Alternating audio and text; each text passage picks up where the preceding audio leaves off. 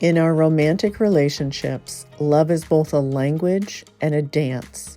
But for neurodiverse couples, the journey can feel both beautifully unique and sometimes incredibly challenging. I'm Mona Kay. I'm a social worker. I was married for 30 years, didn't know I was in a neurodiverse relationship until my 29th year of marriage. And I have been the host of the Neurodiverse Love podcast for the last 4 years. We are giving neurodiverse couples an opportunity to share their stories, the strengths, the challenges, and the differences of being in a neurodiverse relationship. The Neurodiverse Love Docuseries explores the paths these couples take as they share their stories of confusion, understanding, and hope. And as you watch each episode, I want you to know that you're not alone.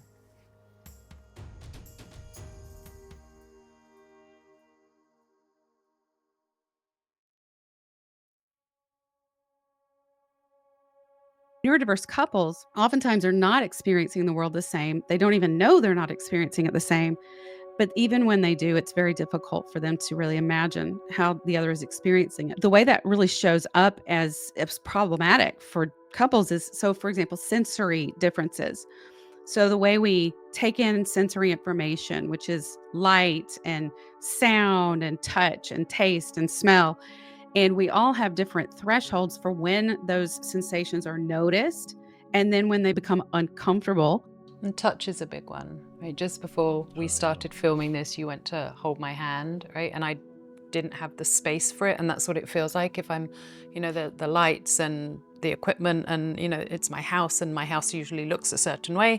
And now my house doesn't look the way it usually looks. Again, it's like the words in the jam jar. There's no room for any more sensory input. So when Glenn reached for my hand, I had to say, not now, in a minute. Glenn is a very loving man and he'll come and he'll sort of put his hand on my back and he'll rub my back and I'll flinch because it's like, I can't, where do I put that?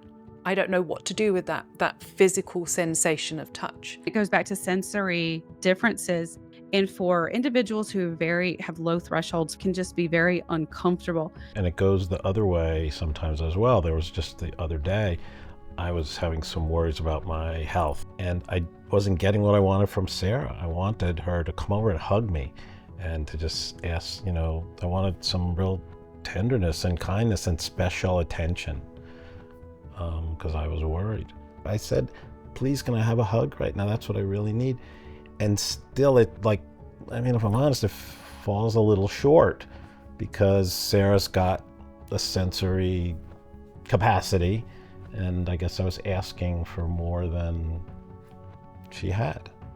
Hugging is a touch that some people really feel so uncomfortable by the pressure of a hug or the touch of a hug that it can just be so difficult. And that's been something that has been hard. Being gesture piece is irrelevant because I cannot process the physical sensation of touch in that moment. At times I'd get irritated or hurt or something. I'd have a reaction that had to do with me when I know now it has almost nothing to do with me many times. If their partner's having a sensory overload about something that feels personal, but it's really not, that is not directly related to the quality of the relationship. It's simply a sensory issue, a sensory demand. And so those types of things can really get into a relationship. It could cause partners to feel rejected instead of just reaching for a hand and then, no, I don't want to hold your hand right now. And then a partner feels rejected because I don't want to do that. A partner might say, could I hold your hand right now? And then if the answer is like, yes, maybe for just a few minutes, great. But if no, right now is not good. Okay, I understand. So that ask is important.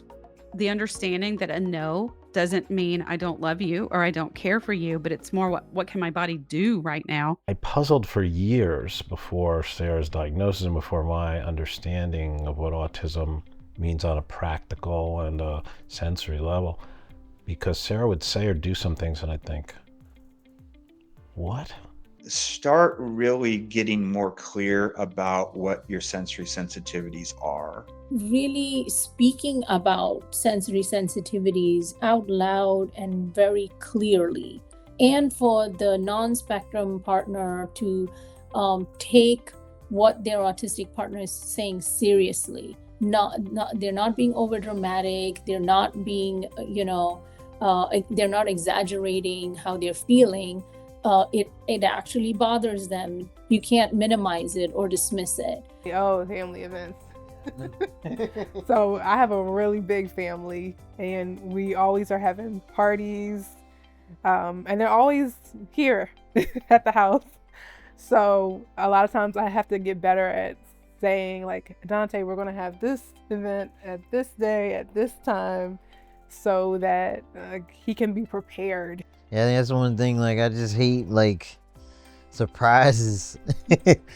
Parents hear it a lot, and just her family, and I don't mind it, because, like, I love their family, I love her family, and sometimes, like, I just need the heads up, if we got anything planned, or, so that way I can kind of gear myself up for the day.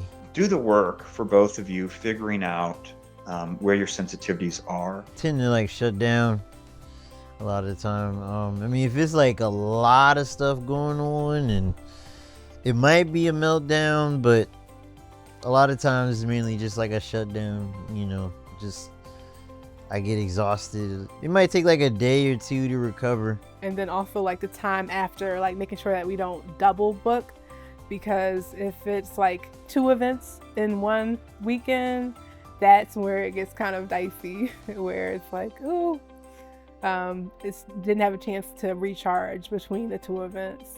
And some of these also may be sensory stimulating things that you like too. A lot of neurodivergents do a lot of stimming and do a lot of things that help kind of ground them to their bodies or regulate nervous or extra energy. Anytime you have sensory overwhelm, there are ways to reduce the overwhelm, and stimming provides a repetitive input, so a predictable input. And stimming can take the place of, movement. You'll see me, I'm constantly moving my fingers, and I typically have something going in my head, either counting or a rhythm of some kind. I always had a bathtub. That's like my primary way of reducing sensory overwhelm, is I would spend hours in the bath. I get so many things, I guess I have to use the word wrong, on a sensory level for Sarah, that it's impossible that during sex I wouldn't be doing the same thing. It makes me a little tentative. One of the biggest challenges for all couples is sexual intimacy. Physical intimacy and sexual intimacy is full of sensory information. Everything becomes closer. Everything is more intimate, including smells and touches and textures. So the sensory sensitivities that come up during, sexual activity, oftentimes it's about like a certain kind of touch. And that is an issue. So tentative touch doesn't feel good. I mean, I actually really enjoy sex, but I like confident sex. I like confident sex. I'll just put it out there as confident sex. Okay. And so tentative sex doesn't feel good, because tentative touch is like bugs landing on you. I love Sarah. I'm so attracted to her. She's gorgeous and fun and sexy. And I'm a little tentative a lot of times, because I think, well, like the hand holding, except the sexual version of that, like, am I doing the wrong thing? I don't want to push something like that, like sex with my wife, when she might not want it. I don't want to cause discomfort for the person that I love. I don't want to be the source of it. If touching her makes her feel distressed or even almost pain, I don't want to do that. Even though I want it for myself, I don't want to do that to her. I can read you when we're being intimate, when we're about to have sex, and I can feel that you're tentative and and it's coming through in your touch. And so that's registering, unfortunately, in my nervous system. And I'm now so now I've got like this extra hurdle that I'm like trying to to climb over. And I sort of want to say, don't touch me like that. Touch me like this. We've got to filter our responses. Both partners have got to listen to hear and understand, and then take it and reflect on it and absorb it, and then maybe have the conversation again later. We have to really steer clear of judging, evaluating our partner's beliefs or preferences or experiences because they're different from ours. Everybody has different ideas about what sex is going to be like in a relationship and why we have sex.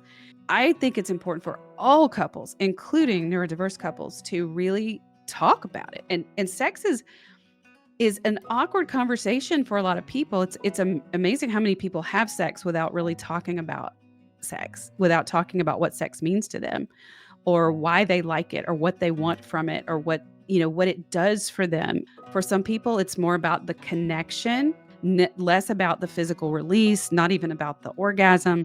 It's important for couples to talk about these things because they may have very differing expectations and understandings of what sex is for. I think the biggest issue we struggle with is that Jessie really sees a difference between physical and emotional intimacy. She's always like, well, I need to have emotional intimacy before physical intimacy. And there's these two separate concepts. Those concepts have never been separate for me. There's no line between them. They're one and the same thing. It never makes any sense to me whatsoever. So I've asked him, like, why is the level of intimacy in our marriage just not there?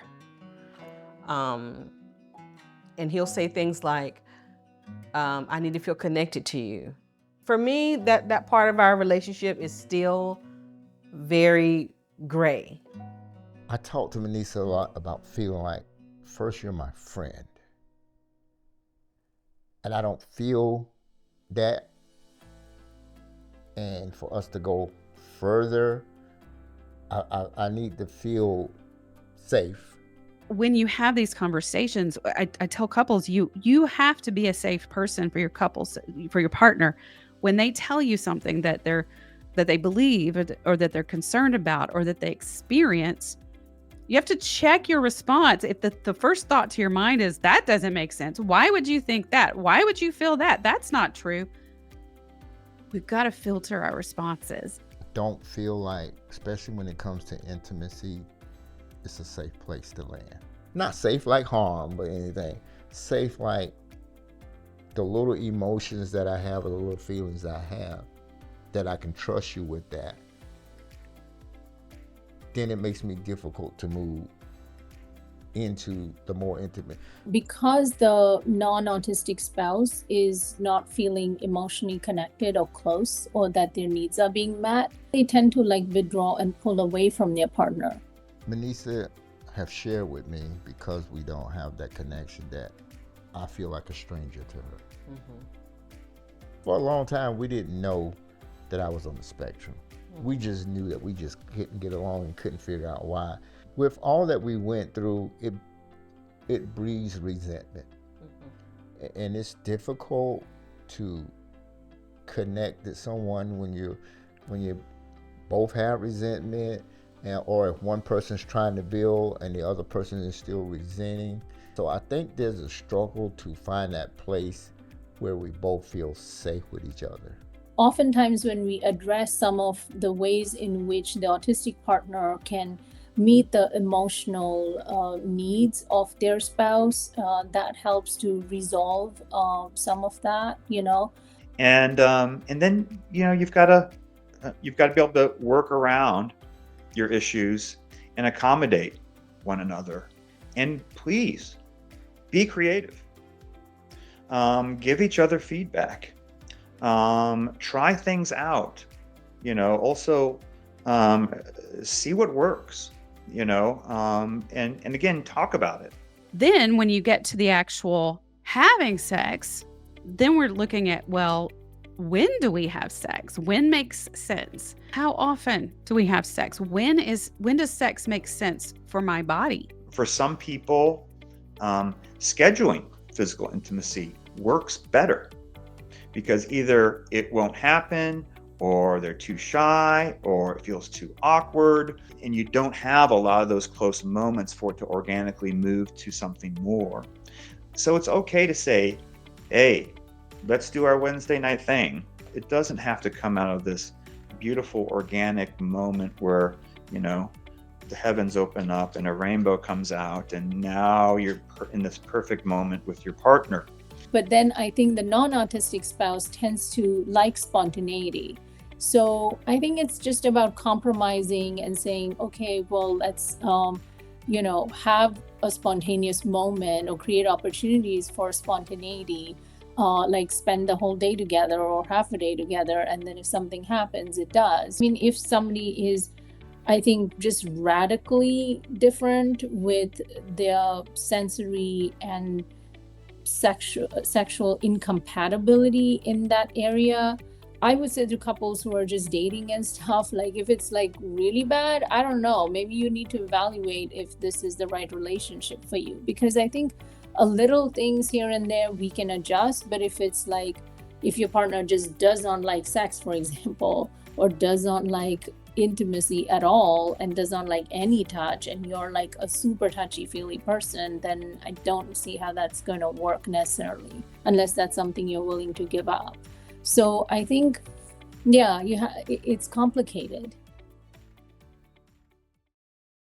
Really, we want folks to know they're not alone, that every neurodiverse couple has strengths, they have challenges, and they have lots of differences, but with the right resources and the right support, they can thrive. And if you'd like to get some additional information on the work I've been doing for the last 4 years, you can check out my website at neurodiverselove.com. Thank you so much.